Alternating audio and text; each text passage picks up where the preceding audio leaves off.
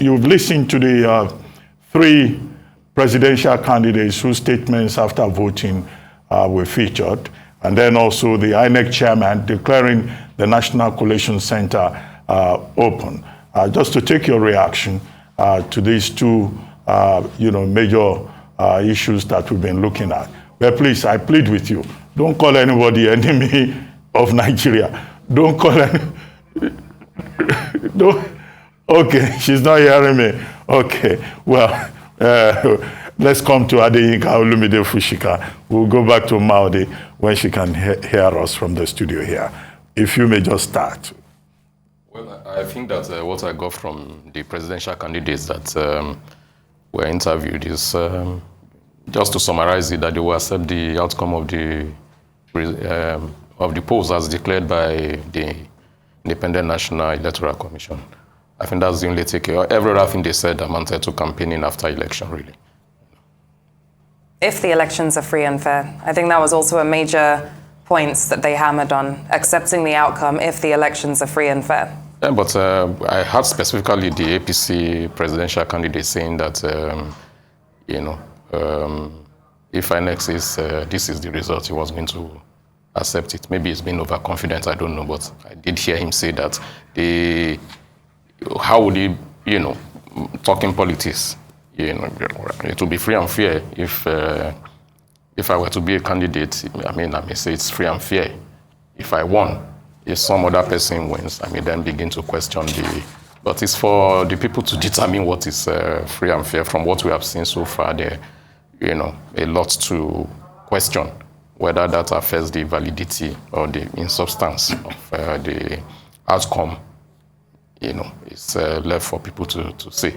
Yeah. So that's... Anyway, Maudi, I understand that you are back with us and you can hear me now. I wanted you to comment on the reactions of the three presidential candidates whose statements, were aired earlier on.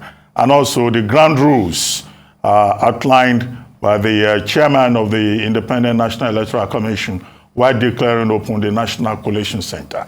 Is there anything new in the ground rules that he defined? Do you have any doubts about his insistence that everything will be done in the open? And I was pleading with you earlier on that please don't call anybody or enemy of Nigeria. We're all stakeholders in this with different positions. And don't call anybody Yahoo. Just stay with your points. Over to you. Okay, the presidential candidates said what they needed to say after they have voted. And INEC chairman setting the ground rules and declaring the collation of a presidential election open. Declaration of the result does not determine free, fair, and credible elections. There are so many things that determine the free and fair elections in Nigeria. So my take on what INEC chairman said is going to be what the collation process, how it was handled, and the issues of not uploading the result on time, as it happened in Ekiti, in Anambra, in Osun, what went wrong. And I think actually I've been expecting INEC chairman to apologize to Nigerians with what happened yesterday. It's just going on as if nothing happened. Anyway, his announcement of the result, and he also actually talked to, he said that if there is need to explain things, you can do it. It is important for him to tell us the process of the collation of results, a presidential result, and also why the uploading of results did not happen the way it happened in Osun, in Ekiti, in Anambra, and by elections. He has to tell us what happened. And so, because it is not in his place to determine whether the election is free, fair, and credible. It is in the place of the citizens who voted and monitored their votes.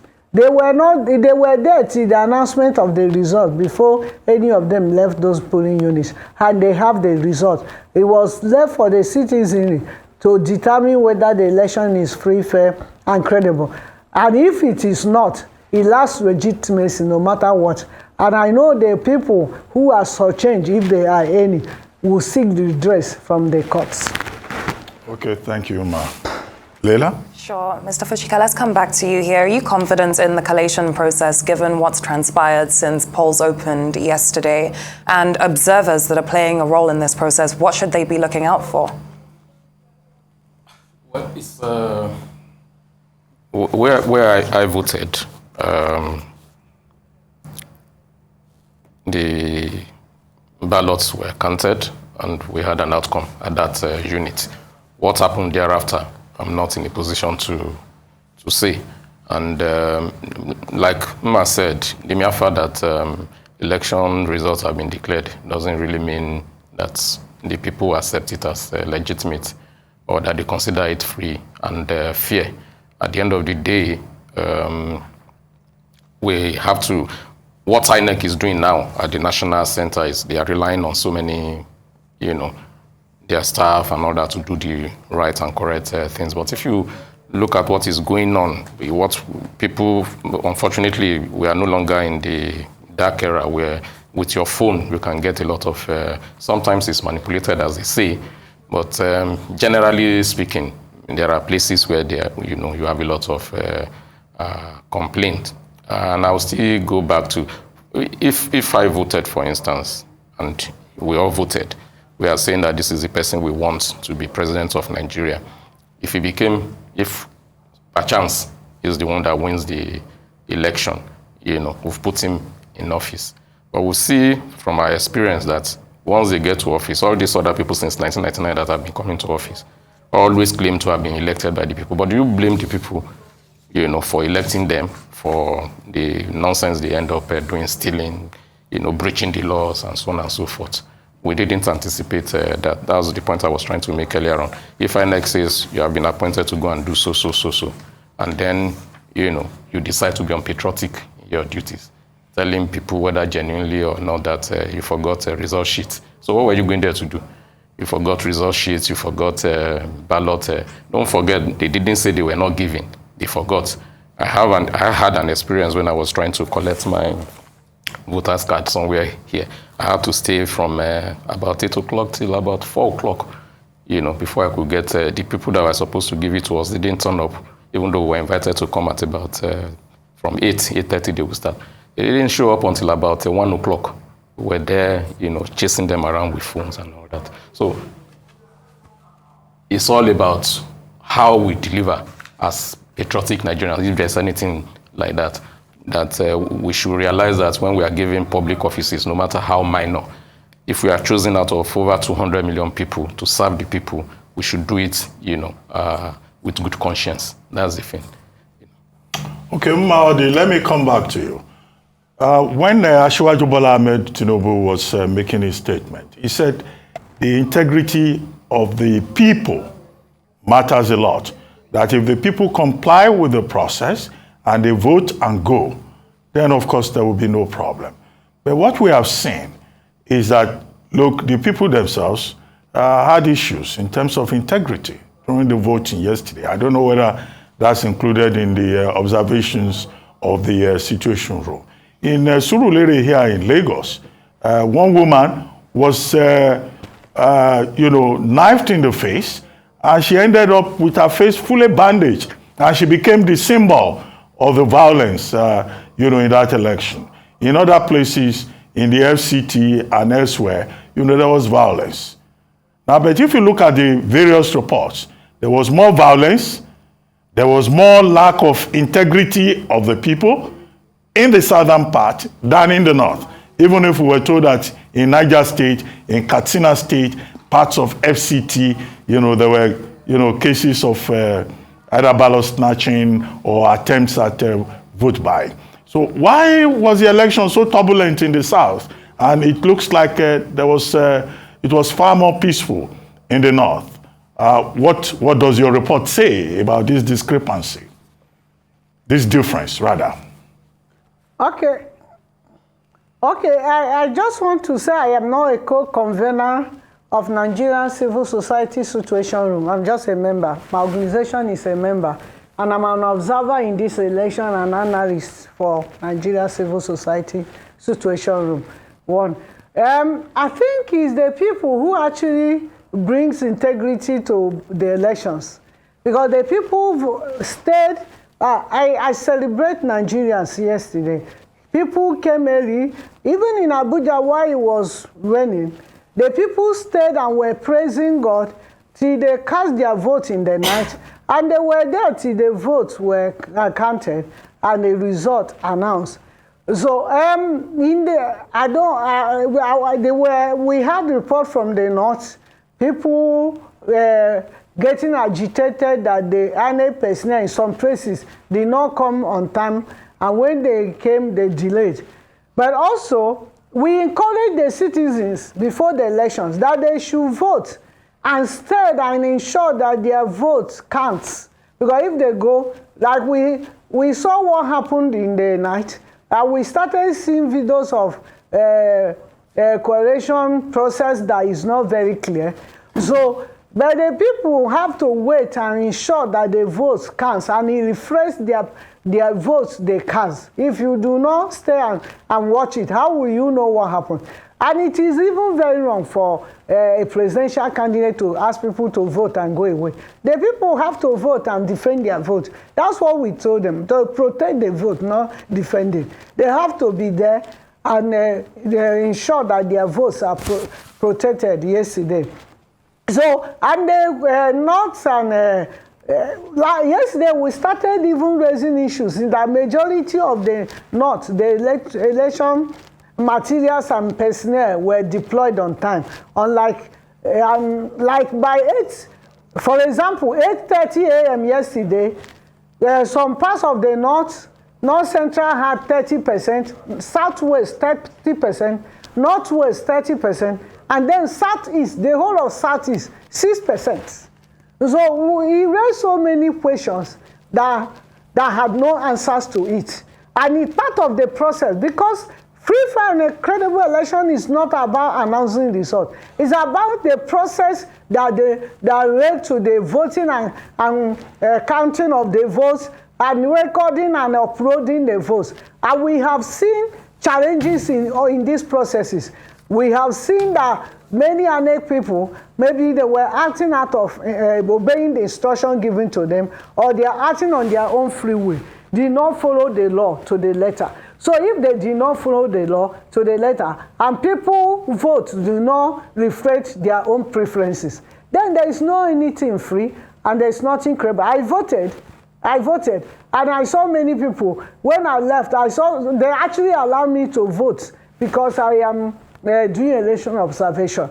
Because if not that I will be voting like 12 midnight. But they just say, Madam, come and vote so you can continue your work. I voted, and I saw people who were patient. They say if INEC won, let them come by 12 midnight. They will wait here and they will vote, and their vote will count. Nobody should tell people what to do. This is an important election.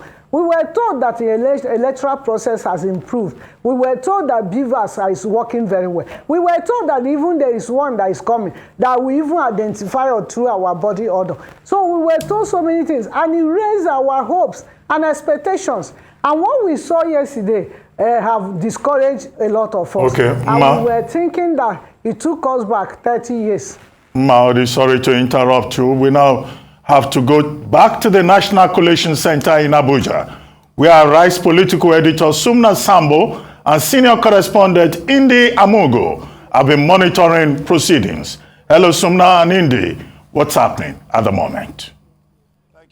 Thank you so much, Ruben Abati and Leila Johnson in the studio. This is Indi Amugo, live Rise News, reporting from the International Conference Center, where the INEC chairman Mahmoud Yakubu just finished addressing the press, the foreign and domestic observers, and of course both local and international media on how the scope as a state collation officer for the presidential elections will handle the results. I have Sumna Sambo, the political editor, here with me. He will break it down how the elections, the collation is going to be handled. Sumna Sambo, glad to have you with me. So how tell us the breakdown of the address of the chairman just a while ago. All right, thank you so much, Indy, and welcome to the National Collation Center. The process was announced by the INEC national chairman so as to enlighten Nigerians as to what to expect when the results finally start coming in. Now, this is the official opening of the National Collation Center, where all results for the presidential election will be announced. Now, the process is that we have about 8,809 registration areas or wards from where results are to be coming in from different parts of the country. 809, yes, which will now feed into local government results. Now, there are 774 local governments in Nigeria. So the 8,809 registration areas or wards, as they are called, will feed into the 774 local government areas, from where the collation officers in the 774 local government areas will now go to the state collation offices and present their results to the state collation officer for the presidential election, the scope. So the scope will now receive the result and will be escorted by the resident electoral commissioner for each of the 36 states of the federation, and then come down to Abuja alongside security operatives accompanying both of them to Abuja here at the National Collation Center. So when they come to the National Collation Center, they will sit by the left side of the hall, where a receiving officer will receive them on behalf of the INEC National Commissioner, who is in charge, who is the overall returning officer for the presidential election, and they will sort out all the results that they've brought, and from there, the returning officer, that's the INEC National Chairman, will then invite the state collation officer for the presidential election scope alone, not with the resident electoral commissioner, alone, to come to the podium and announce to Nigerians the results collated from his state through the 774 local governments and through the 8,809 registration areas or wards. Now, you've gone ahead of me. I know the INEC chairman, Mahmoud, talked about, he was talking about, to his right, he talked about some black bags that will be collated. Yes. And then to his right again, yes, he also talked about some collation that will be done. This is aside or different totally from the situation room, yes, which he said is just a situation room, yes, but all the collation of results will be done in this hall. You want to talk about what really he was addressing the press and everybody gathered to his right. All right, so there's a difference between the situation room of INEC and the collation center. So the situation room actually was INEC's monitoring center for the conduct of the election. So right from the election day, they were monitoring what was going on across the 8,809 registration areas, 704 local governments, and receiving reports from the field, from the resident electoral commissioner, their own staff, and everyone. And then eventually, when the election closed formally, the situation room is only there now for anything that may happen, maybe like, for example, in areas like Bayelsa, in Edo State, where some elections will still be holding. I mean, in those areas now, we will have, some of those situation reports being brought to INEC's attention. But that does not have any influence on the National Collation Center. So the Collation Center is separate. When the resident electoral commissioner accompanies the, scope, that's the state collation officer for the presidential election, they will all come there and make sure that everything that has been brought from the state to this place are intact.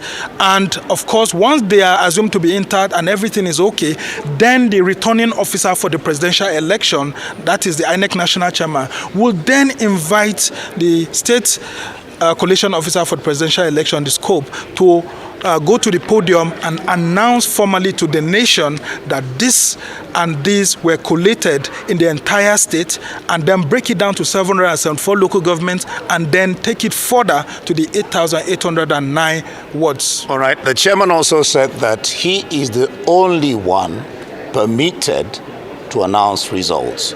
You want to harp on that? By law, it is only the INEC national chairman, who is the returning officer for the presidential election, that has the authority to declare the final results. So everybody who is coming in here, right from the resident electoral commissioner of each state that's accompanying the state, collation officer for the presidential election, down to the 704 local government officers of INEC, and then the 8,809 ward officers they are all working on behalf of the returning officer, which is the INEC national chairman. So that's why everything will eventually be submitted to him, and then he will go on to make a declaration, and after the declaration, give forms to each of the political party agents to sign, whether they accept or not, and then the process will eventually be brought to a close. All right, just to tell you that after the address, until at about 6 p.m., then we'll gather again, and then we'll know whether the results are now flowing in. But for now, that's all we can give you from the International Conference Center, which is the collation center for all the results, the presidential results. Thank you so much. Ndi Amugo reporting live from Arise News, for Arise News. Ndi and Sumner, thank you very much for the updates. And now from Abuja to Kano, where Benga Shiru, Arise senior correspondent, who's been keeping an eye on the elections in Kano, joins us now. Benga, tell us what the situation is like where you are right now. Anything different from what we knew and saw yesterday?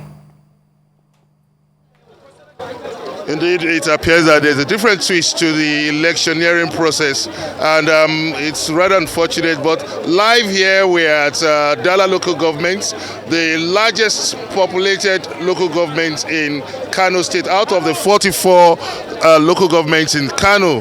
But what's happening at this INEC local government center is that people here are ad hoc staff that are protesting unpaid allowances of these people that have claimed to have had sleepless nights working on the electioneering process and conducting the voting process.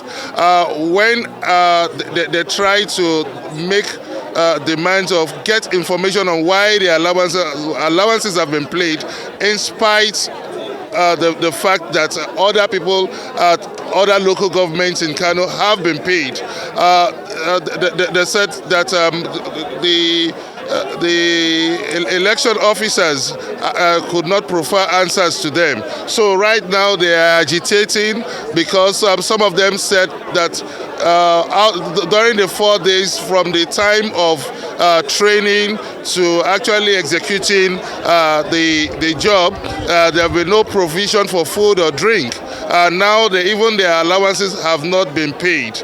So they are agitating that INEC should expedite action to pay their allowances. Recall that just few days to the election, the INEC chairman, Professor Mahmoud Yakubu, did mention that funds have been made available to execute the 2023 elections. But that this is happening now is an unpleasant story to these events. And all efforts to reach out to the election officer of this local government have proved abortive so far. So that is the situation now from Dala local government in. Okay, but maybe we would like to hear from the horse's mouth. You can join us. He's one of the ad hoc staff. Could you tell us what are you really agitated for? What's the problem we are having here at the local INEC office is that the ad hoc staff who were trained here and worked for the last presidential, senatorial, and House of Reps election have not been paid their training allowances. So that is why they are here. They are saying that, we are all saying that, I'm part of them, and I worked here. We are saying that we will remain here until we are paid our own allowances. We have spent 2 sleepless nights here. There are those who even left their INEC office and went to their polling unit yesterday. Throughout, they didn't eat anything throughout, and they also spend sleepless nights here, and they come here and they have not been paid their own allowances. So I understand that you've made efforts to reach out to the election officers. So what are they responding positively? Most of them are not saying anything, but it is now that they are making arrangements for the famine, and they should have paid it since. Why is that we already had that in other local government outside the metropolitan, most of the ad hoc staff have already been paid. So here, we are still here and we have not been paid. Yeah, we understand that you guys are planning to boycott the governorship polls. Are you still going on with that? There is also, some of us are saying that if they are not paid these allowances, they will need to participate in the in the next coming gubernatorial and House of Assembly election. Quite right. Okay, Ruben and Laila, you've heard from one of the ad hoc staff. Maybe we could get another sneak view from another ad hoc staff. Absolutely, sir. Here the situation is almost very bad. We have worked for INEC for at least 3 days, and INEC have agreed to give us ballot paper and boxes and other devices like beavers to work with it. And why you refuse to pay us our feeding allowances and our transport allowances? We use our leg with ballot paper and beavers to our polling unit, but you refuse to give us our money, which is we will use to as our feeding and transportation.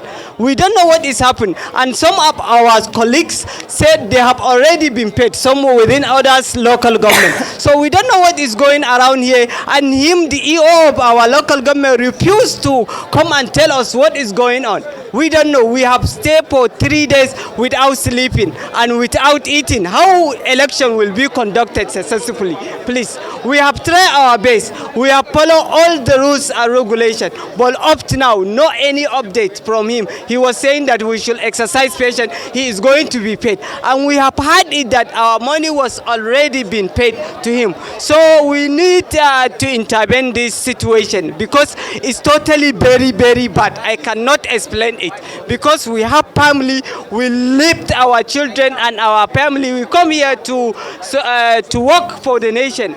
But why few allowance which is going to be paid for us is refused? And they have said they have given him the money. So we don't know where the money is being hung around, please. Okay, indeed, where is the money? That's the big question that the ad hoc staff at Dala local government is asking. And if you look at the trend of this election so far, it appears that it's turned out to be an overlapping threat. The first was security, the next was fuel scarcity, and then naira scarcity, and now unpaid allowances. But have you been able to speak to the main... This is in spite of the fact that the chairman... Okay. I was going to ask you whether you've been able to speak to any of the main INEC officials on the ground to ask the question you raised, where is the money? Well, and has the agitation been peaceful? Actually, we visited these local governments to monitor the collation going on, being the largest local government and the most densely populated local government area in Kano, with about close to 1 million population. But when we got here, we met a rowdy crowd here, perhaps 10 times more than what we could see here. But what you are saying now is because of the intervention of the police. But so far so good. We've not been, all efforts to reach out to the election officers have proven abortive. But who exactly are the election officers in question here? Who are we talking about? Yeah, the election officers representing INEC, we understand that they are the ones to interface with the ad hoc staff and ensure prompt payment of the allowances. Like if you hear what the other ad hoc staff said, he said those in other local governments have been paid. So they are wondering, where is the money?